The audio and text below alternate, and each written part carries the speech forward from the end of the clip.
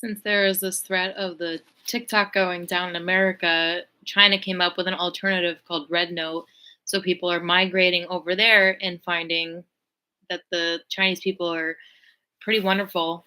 And they're sharing it now on TikTok, like laughing, like the Chinese people are so wonderful. I had gone into it was like during I think it was during the lockdown or a sort of isolation that I was being guided to go into where there was a moment where I was studying China. I went to the library, I got all these movies and books to learn more about Chinese culture. And what I found was that 95% of Chinese people live outside of the cities. So while the big cities do have like this really dense population, 95, I believe, if that's true, like most Chinese people are living in rural areas harvesting rice. They live very simple, godly lives. And their biggest national mantra is Emperor Far Away. So I read this book called Emperor Far Away, and I highly recommend it. Emperor Far Away.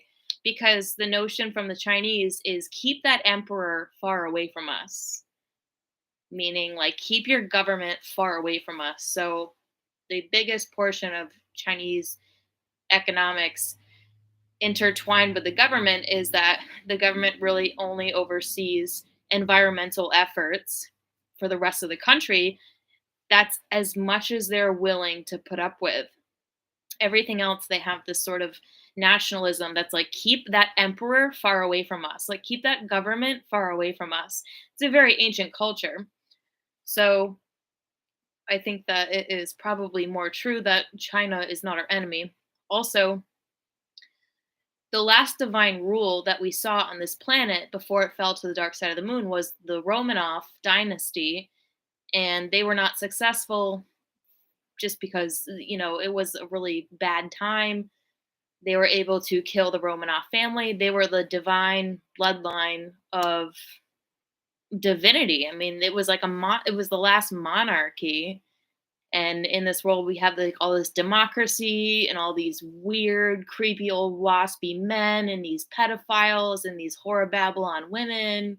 But it wasn't always that way. We used to have a monarchy that was the Romanov rule. So less is coming out now about, the Russians being our ally. But if you look back, they have a vendetta because the last divine rule for the world, these are alchemical components. It was an alchemical union that Tsar Nicholas and Alexandra Feodorova came into union and had all these children. And it was so extreme to the point that not a lot of people know this, but Tsar Nicholas had a girlfriend that he like bought her a house.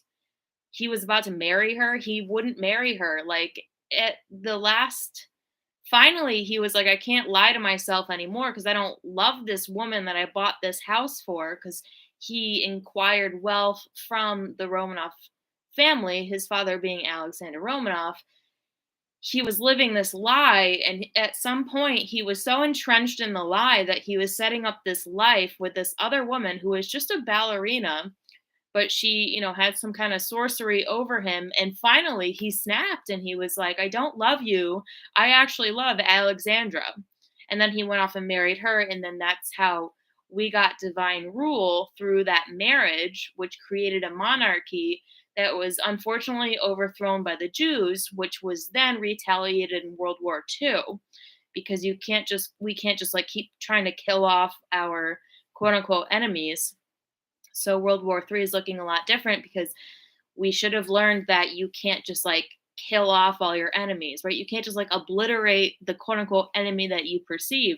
Something else has to happen. So it's funny how in America we have this notion that China and Russia are these like ultra enemies when China is 95% rural. These people are really beautiful, live rural, simple lives, and they don't want anything to do with the government. And then Russia is the nation state with the last divine rule that has a lot of vengeance for the ability to overthrow divine rule. So, even though we are propagated this idea, it's probably couldn't be further from the truth. It's probably quite the opposite. So, hopefully TikTok doesn't go down, but if it does, it seems like people are going to Red Note, and it will be interesting to see what happens there. Some prophetic woman said TikTok's not going to go down today. They've tried to do it in the past. It's like an idea, and I think that the ideas and the consciousness of people is what largely is conducting reality, because God's conducting reality through the people. So if he wants to sequester people into this other app, or if TikTok actually isn't going to succeed in going down, then God's will be done. That's just it. So these are probably our biggest allies. And it's funny that, like, being nationalistic for America just for the sake of being nationalistic and being really ignorant about what I'm telling you here is like kind of a mind virus. I'm just like feeling this in the spirit. It's like a mind virus, just nationalism just for the sake of nationalism. Like nationalism is in the minds of people becoming like a cult within itself. Like just because. Like why? Like but just because. Just because, like, we American, China bad, Russia bad. It's like a mind virus that we've been fed. So be interesting to see how this all pans out.